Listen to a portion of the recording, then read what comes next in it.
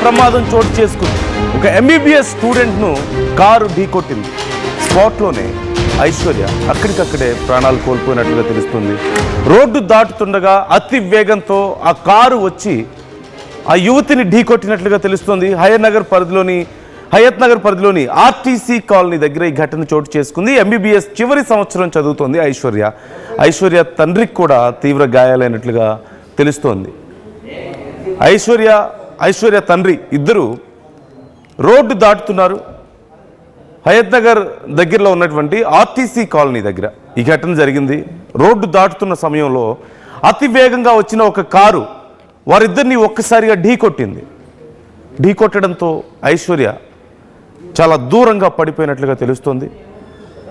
వాళ్ళ ఫాదర్ కూడా పక్కనే ఉన్నారు, ఆయన కూడా కొంచెం పక్కగా పడిపోయారు. అయితే వెంటనే స్థానికులు స్పందించి హాస్పిటల్కు తరలించే ప్రయత్నం చేశారు.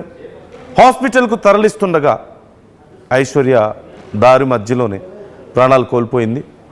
అలాగే ఐశ్వర్య ఫాదర్కి కూడా కొన్ని గాయాలైనట్లుగా తెలుస్తోంది. అయితే ఆ తర్వాత ఆ కారు ఉందా, పట్టుకున్నారా, డీటెయిల్స్ ఏంటి, ఏం చర్యలు తీసుకుంటున్నారు అనేది మనం తెలుసుకోబోతున్నాం. నిర్మల జాయిన్ అవుతున్నారు మా ప్రతినిధి. నిర్మలని అడిగి మరింత సమాచారం తెలుసుకుందాం. నిర్మల, అసలు ఎగ్జాక్ట్గా ఏం జరిగింది అక్కడ? ఈ అమ్మాయి ఎంబీబీఎస్ చదువుతూ ఉంది. మరి ఎంబీబీఎస్ చదువుతున్నప్పుడు కూడా తండ్రి తను కాలేజీ దగ్గర వదిలి పెడదాము అని చెప్పేసి ప్రతిరోజు కూడా తన తండ్రి తీసుకెళ్తూ ఉంటాడు. అలాంటి సమయంలోనే ఐశ్వర్యని తన తండ్రి బైక్ మీద ఎక్కించుకొని రోడ్డు దాటుతున్న సమయంలో కూడా ఈ రోజు ఉదయమే ఈ ఘటన జరిగింది. ఆ రోడ్డు దాటుతున్న సమయంలోనే అనుకోకుండా ఒక కారు మాత్రం దూసుకు వచ్చిందని చెప్పుకోవాలి. వాళ్ళ పైనకి దూసుకు రావడంతో కూడా ఆ కారు ఢీ కొట్టడంతో బైక్ పైన ఉన్న వీళ్ళిద్దరు కూడా ఫస్ట్ ఐశ్వర్య దూరంగా పడిపోయింది. తర్వాత తన తండ్రి మాత్రము అక్కడే పడిపోయి ఉన్నారు. దూరంగా అంటే ఎగిరి పడడంతో కూడా ఐశ్వర్యకు చాలా గాయాలయ్యాయి.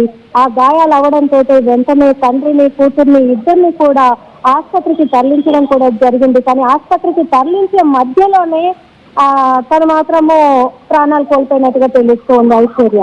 ఆ ప్రాణాలు కోల్పోవడంతో మరి తండ్రిని ఉస్మాని ఆసుపత్రిలోనే తనని కూడా చికిత్స చేస్తూ ఉన్నారు. కానీ ఆ తండ్రికి తెలియడంతో తన స్పృహ రాగానే చెప్పడంతో కూడా ఆ తండ్రి మాత్రం చాలా చాలా రోధిస్తూ ఉన్నాడు. నా కూతుర్ని నేనే ఇంట్లో నుంచి తీసుకొని వచ్చాను, అనుకోని పరిస్థితుల్లో కూడా ఇలా కారు ఢీకొట్టింది అని చెప్పేసి ఆ కారును మాత్రం పోలీసులు అయితే వాళ్ళ ఆధీనంలోకి తీసుకున్నారు. వాళ్ళు ఇప్పుడు ప్రస్తుతం కారు కూడా పోలీస్ స్టేషన్ లోనే ఉంది. ఢీకొట్టిన వ్యక్తులు ఎవరు, ఏ ప్రాంతానికి చెందిన వాళ్ళు అనేది తెలియదు. కానీ ఆ వ్యక్తులను కూడా పోలీసులు అయితే అదుపులోకి తీసుకోవడం కూడా జరిగింది. కానీ ఈ అమ్మాయి ఎంబీబీఎస్ చదువుతున్నప్పటికీ ఆ ఎంబీబీఎస్ ఇప్పుడు చివరి సంవత్సరం కూడా కావడంతో ఆ ఎంబీబీఎస్ అయిపోగానే నా కూతురు డాక్టర్ అవుతాదనే ఒక లక్ష్యంతో నేనే ప్రతిరోజు కాలేజ్ దగ్గరికి తీసుకువెళ్తున్నాను అని చెప్పేసి ఆ తల్లిదండ్రులు అయితే చాలా రోధిస్తూ ఉన్నారు. ఇప్పుడు పూర్తి వివరాలు వాళ్ళు ఎవరు ఏంటి కారు వ్యక్తులు అనేది అయితే పోలీసులు వెల్లడించే అవకాశం కూడా ఉందండి. Right. Thank you Nirmala, thanks for the details. ఇప్పటికే ఆ కారు ఏదైతే ఈ యాక్సిడెంట్కి కారణమైందో ఆ కారుని పోలీసులు స్వాధీనం చేసుకున్నట్లుగా తెలుస్తోంది. పోలీస్ స్టేషన్కి తీసుకువెళ్లారు, కేసు నమోదు చేసి దర్యాప్తు చేస్తున్నారు. అయితే ఈ ప్రమాదం ఎగ్జాక్ట్గా కారు డ్రైవ్ చేసిన వ్యక్తి ఏమో లేదు నాదేం మిస్టేక్ లేదని చెప్తున్నట్లుగా తెలుస్తోంది. ఈ నేపథ్యంలో స్థానికంగా ఉన్నటువంటి సీసీ కెమెరా ఫుటేజ్ ఆధారంగా విచారణ చేస్తున్నారు అంటూ సమాచారం. ఎగ్జాక్ట్గా ఏం జరిగింది, ఆ సందర్భంలో కారు అతివేగం కారణమైందా లేకపోతే రోడ్డు దాటుతున్న సందర్భంలో ఏం జరిగింది అనేది కూడా తెలుసుకునే ప్రయత్నం చేస్తున్నారు. మరోవైపు తండ్రి హాస్పిటల్లో కళ్ళు తెరిచేసరికి తన డాటర్ లేదని తెలిసి కుప్ప కూలిపోయినట్లుగా తెలుస్తోంది. గుండెలు బాదుకుంటూ ఆ కుటుంబం అంతా కూడా కన్నీరు మున్నీరు అవుతున్నారు. చేతికి అందొచ్చిన కూతురు ఇప్పటికే ఇక మరొక 1 ఇయర్లో ఎంబీబీఎస్ పూర్తవుతుందనగా కూతురు ఇక లేకపోవడంతో ఆ కుటుంబం అంతా కూడా బంధువులందరూ కూడా శోకసంద్రంలో మునిగిపోయినటువంటి పరిస్థితి కనిపిస్తుంది. అక్కడ పోలీసులు కేసు నమోదు చేసుకుని దర్యాప్తు చేస్తున్నారు. తమ డాటర్కి న్యాయం జరగాలి అంటూ ఆ బంధువులు ఆ కుటుంబ సభ్యులు డిమాండ్ చేస్తున్నట్లుగా తెలుస్తోంది. సో ఈ అంశానికి సంబంధించి ఇంకా డీటెయిల్స్ రావాల్సి ఉంది. పోలీసుల విచారణలో ఏం తెలుస్తున్నాయి, అసలు ఈ యాక్సిడెంట్ ఎలా జరిగింది ఎగ్జాక్ట్గా, అనేది కూడా తెలుసుకునే ప్రయత్నం చేస్తున్నాం. అలాగే పోలీసులు సీసీ కెమెరా ఫుటేజ్ ఆధారంగా విచారణ చేస్తున్నట్లుగా తెలుస్తుంది. సో అక్కడ అసలు ఆ ఫుటేజ్లో ఏం రికార్డ్ అయింది, ఎలా జరిగింది అనేది కూడా ఆర్టీవీ తెలుసుకునే ప్రయత్నం చేస్తుంది, ఆ విజువల్స్ని సంపాదించే ప్రయత్నం చేస్తుంది. మీకు మరికొద్దిసేపట్లో ఈ అంశానికి సంబంధించి మరిన్ని డీటెయిల్స్ అందించబోతున్నాం. ఈ ఘటన పట్ల మీ అభిప్రాయాలు ఏంటనేది కూడా మాతో పంచుకోండి, కామెంట్ చేయండి.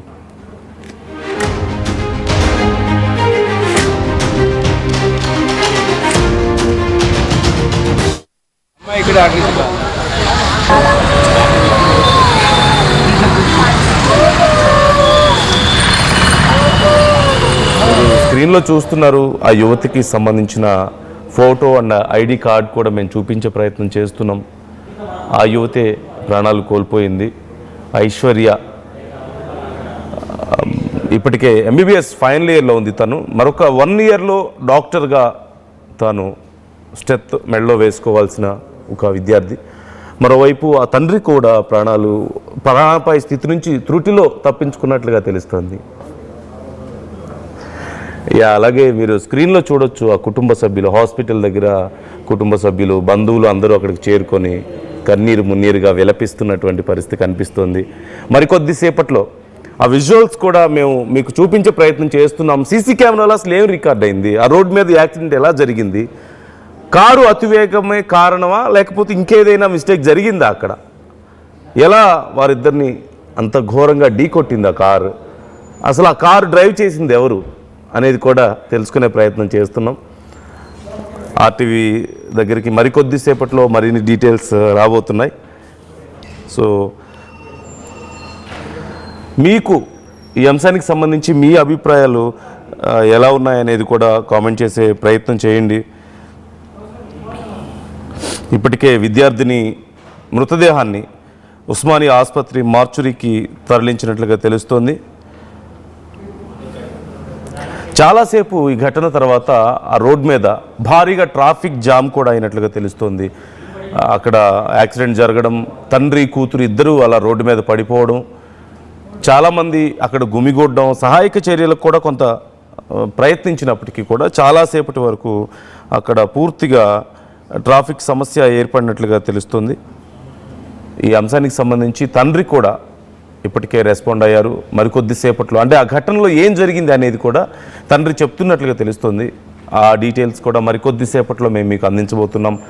తండ్రి ఏం చెప్తున్నాడు ఘటనకు సంబంధించి, మరి కారు డ్రైవర్ ఏం చెప్తున్నాడు, ఆ ఘటన ఎలా జరిగింది, సీసీ కెమెరాలో ఏం రికార్డ్ అయింది, అండ్ స్థానికులు ఏమంటున్నారు ఈ ఘటనకు సంబంధించి, మరోవైపు బంధువులు ఎలాంటి న్యాయాన్ని కోరుతున్నారు ఆ యువతి ప్రాణాలు పోగొట్టుకున్న నేపథ్యంలో ఈ ప్రమాదంలో మరి ఏ న్యాయం చేయగలుగుతారు ఆ కుటుంబానికి అనేది కూడా ఇప్పటికే వారు డిమాండ్ చేస్తున్నారు. న్యాయం జరగాలి ఆ కుటుంబానికి అని.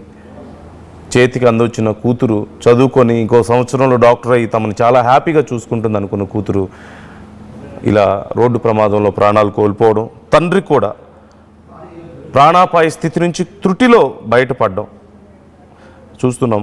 ఆ కుటుంబం అంతా కూడా షాక్లో ఉన్నారు. ఆ బంధువులంతా కూడా చాలా షాక్లో ఉన్నట్లుగా కనిపిస్తోంది. ఎప్పటికప్పుడు ఈ కేసు విచారణకు సంబంధించి కూడా మేము అప్డేట్స్ అందిస్తూ ఉంటాం. Try to comment your opinions also. మీరేమనుకుంటున్నారు ఈ ఘటన పట్ల కామెంట్ చేసే ప్రయత్నం చేయండి. మీ అభిప్రాయాలను మాతో పంచుకోండి. ఎండి సిద్దిక్ కామెంట్ చేస్తున్నారు పాపం అని. అలాగే దినేష్ కల్లూరి కామెంట్ చేస్తున్నారు, రోడ్డు క్రాస్ చేసేటప్పుడు చూసుకోవాలి, కార్ అన్నాక స్పీడ్ ఉంటుంది, సడన్గా రోడ్డుకి అడ్డంగా వెళ్తే కార్ ఎలా కంట్రోల్ అవుతుంది, సో మనమే చూసుకోవాలి, డ్రైవర్ది తప్పు ఉండదు, దాదాపుగా తప్పు ఉండదు అంటూ కామెంట్ చేస్తున్నారు. మనం కన్ఫర్మ్ చేయలేము. దినేష్, ఐ డోంట్ నో మీరు ఏం చూసి కామెంట్ చేశారో తెలీదు. ఆల్రెడీ ఆ యువతి ప్రాణాలు పోగొట్టుకుంది, కుటుంబం చాలా సఫర్ అవుతున్నారు. ఇలాంటప్పుడు సఫర్ అవుతున్న వాళ్ళనే మనం బ్లేమ్ చేయడం కరెక్ట్ కాదు. అక్కడ ఏం జరిగిందనేది తెలియడం లేదు. It's very easy to pass స్టేట్మెంట్ని పాస్ చేయడం చాలా ఈజీ కదా. కానీ పాపం నష్టపోయిన వాళ్ళని మనం వేలెత్తి చూపించడం అనవసరంగా, కారణం లేకుండా అందులోనూ బ్లేమ్ చేయడం కరెక్ట్ కాదు. దయచేసి అలా మాట్లాడొద్దు ఎవరు కూడా. ఇప్పటికే ఆ కుటుంబం చాలా బాధలో ఉంది. ఇక మరోవైపు తప్పెవరిదని మీరు అనుకుంటున్నారు అంటూ ఆర్టీవీ అడిగినటువంటి ప్రశ్నకు చాలామంది రెస్పాండ్ అవుతున్నారు. ఆ సమాధానం చూస్తే మోస్ట్లీ 86% కార్ డ్రైవర్ది అంటున్నారు, ఐశ్వర్యదే తప్పు అంటూ 14% మంది అంటున్నారు.